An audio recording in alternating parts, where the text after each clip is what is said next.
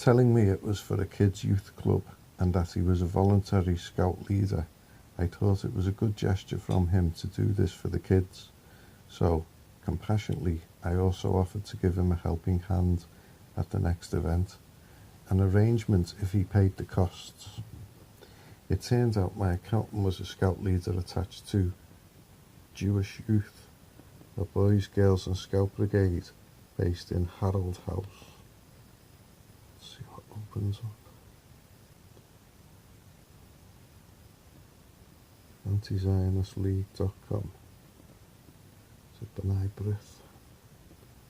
Anyway, that's going to take a minute. Oh yeah, it's that. B'nai B'rith.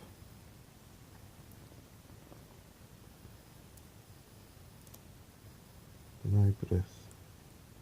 The Independent Order of B'nai B'rith is the oldest continually operating Jewish supremacist group in the world. The fraternity was founded on the 13th of October 1943 by Ashkenazi Jew, who first became acquainted through their membership in the Freemasons.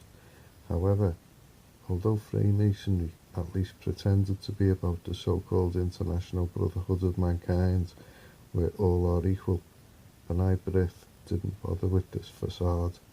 Its focus was explicitly group identity-based, ethnocentric, and racially exclusive from the start. No Goyim were allowed to join, only God's chosen. Its openly professed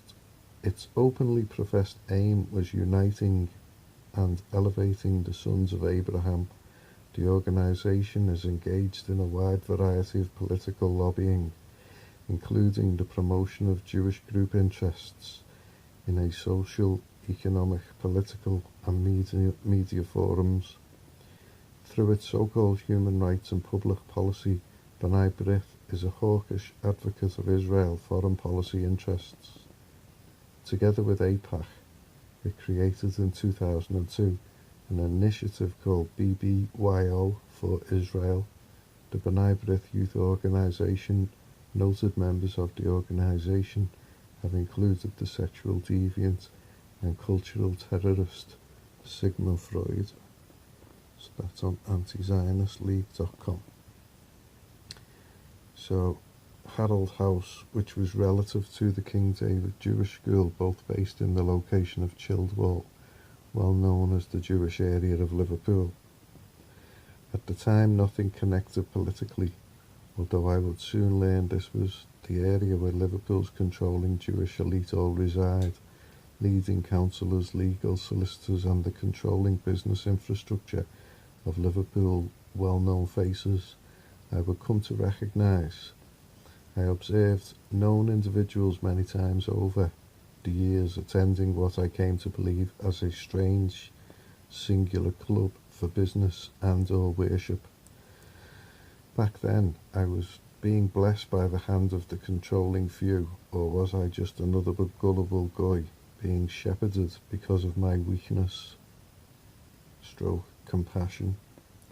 I got to recognise most of the kids' parents and relatives during this time.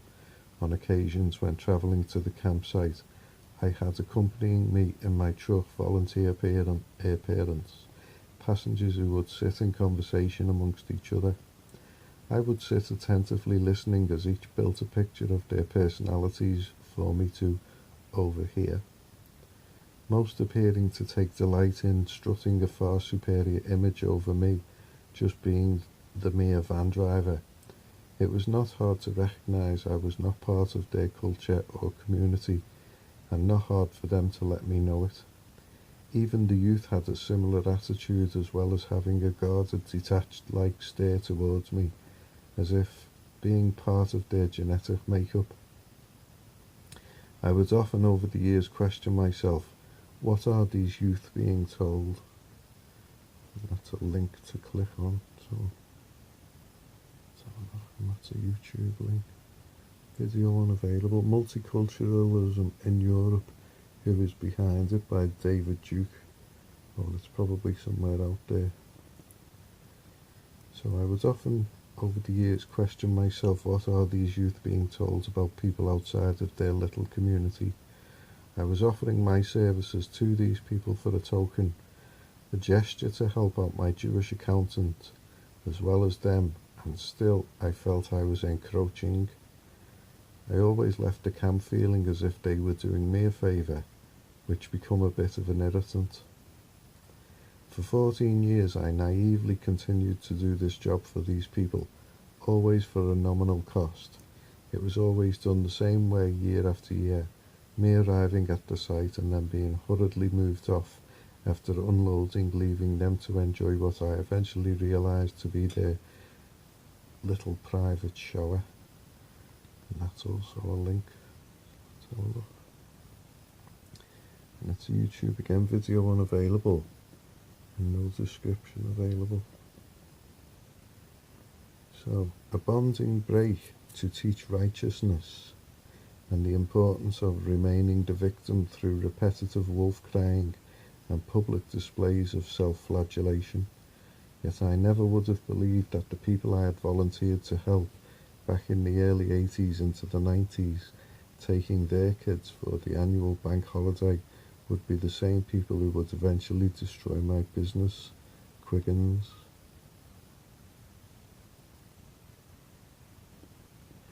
And that's back to Quiggins' future.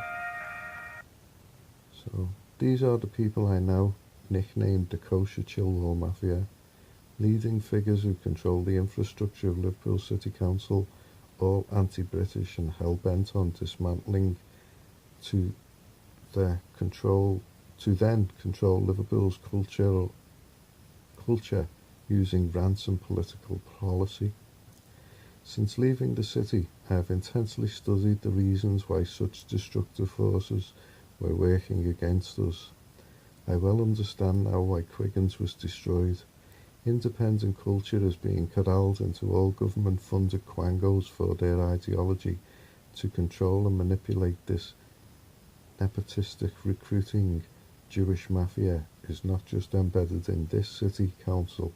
They have secured themselves senior positions in town halls up and down Great Britain, well placed like Louise Ellman, quality controlling Jewish Zionist ideology objectives, and are displaying other more common sense ideas. Everything has become anti-English, anti-family, anti-white, carefully rolled up in politically correct wordplay to browbeat our tribe, Europeans, into a submission. In Liverpool and across Great Britain, groups like this Chilwell Mafia find it easy to make cross-party alliances as they occupy all seats available in all the parties to secure control over the masses. It is a tactical procedure embedded into their culture during times like the Jewish youth shower gatherings I spoke of above, to educate tribal members into joining all social groups available in and around the communities of all host nations. This worldwide Jewish youth start out in branches like B'nai B'rith, worldwide Jewish Freemasonry organisation, to instill Jewish Zionist supremacy over the Goy. Here in Liverpool, for decades, this elected Jewish cabal have targeted social unity, collapsing anything that smelt of community, bonding either by strategic neglect to justify displacement, or by having MPs like Louise Ellman, Beatrice Frankel, or Marxist Trotsky foot soldiers join local community action groups to insulate and control the flow of information. And that point's definitely worth bearing, because literally everywhere you go, you'll never be far from a Jewish controller